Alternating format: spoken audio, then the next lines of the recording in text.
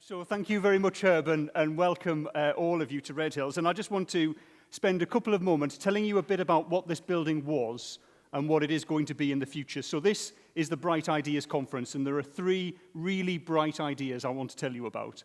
So the first of all was the bright idea of some of the guys that you can see round the walls behind me, who in the middle of the 19th century set up a trade union in order to break an act of slavery. The trade union was illegal, the act of slavery wasn't, but they still managed to break it. And as you walk out of this room, you'll see a banner at the back there from a man called Robertson, who was a lawyer who worked with the trade union officials here in order to break this act of slavery. But they didn't stop there. Having achieved that great victory, they had a next great idea, which was to build this place, a palace of democracy and of power, where every single seat in here represents one of the settlements in County Durham, where representatives from those villages, some of them my own relatives over the years, came here to debate and decide the future of the miners, but also of the mining communities. And then their third great idea was not to limit their thinking to simply their world of work, their world underground, but also to take into account their world above ground as well. And so there's a great example of this during the miners' strike, during the general strike in 1926, when the Durham Miners Association was organising in villages around County Durham, creating recreational fields, healthcare, aged miners' homes, sports facilities, cultural programmes. There was a great depression amongst the miners. A lot of miners were losing their jobs, and so the executive of the miners, the men in the offices upstairs, stood on this stage and said to their representatives, "Many of you are in hardship. Many of you have lost your jobs. So we recommend that we cut back our budgets that we're spending on art and cultural programs so that we can reduce the burden of the Durham Miners Association on the miners themselves."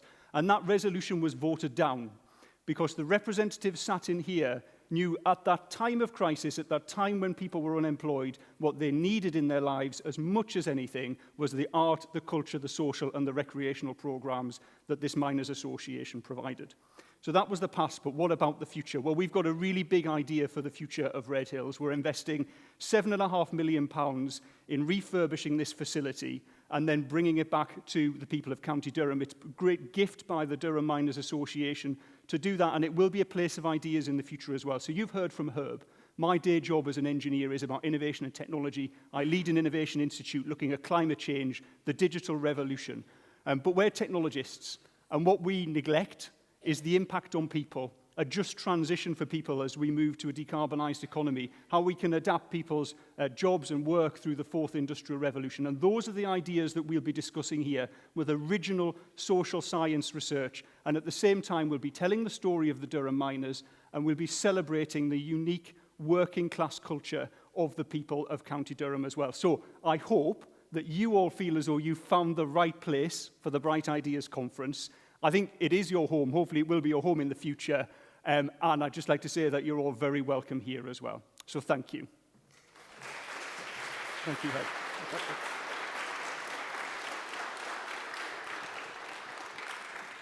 Ed.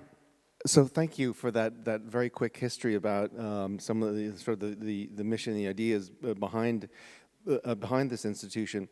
What got you involved? Because you're a Cambridge grad. You're for people who look into your career, they'll realize you're doing a lot here locally, but also so what got you involved in this? Yeah, so it is a very personal story. So I mentioned, some of my relatives sat in these chairs in the past. I think you've heard this morning a lot about the Methodist tradition in the region as well. That's also my tradition too.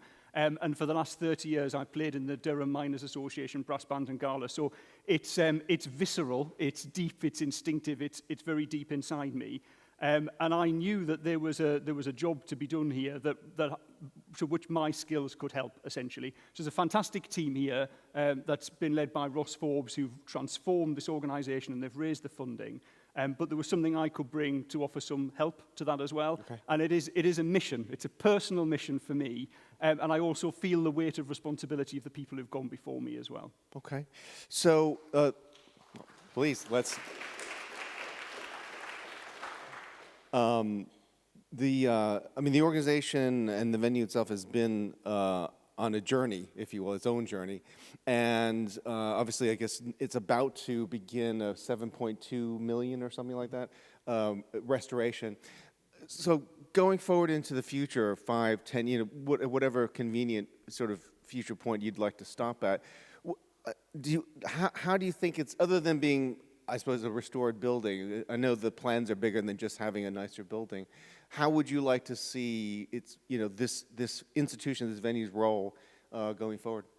Well, look, I've talked a bit about some of the activities that will happen here, and I'm sure we'll have a lot of kind of conferences and events and so on as well. But one of the reasons I got involved and one of the things I'm keen to do is to give the people of County Durham, particularly young people, an opportunity to realise what can be created by their own endeavours.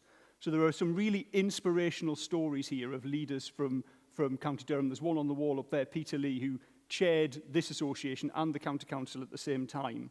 But what we do have with throughout the county are low aspirations from people who don't realise how much they can achieve. And I want this organisation to raise those aspirations and to be a breeding ground for future national leaders, never mind regional and local leaders. And if we do that, and we can do that, and we will do that in the next 10 years, then that's how I'll measure success. Great. Chris, thank you so much. Thank you. Cheers. Yeah, Thank you. Cheers. Thank you. Thank you.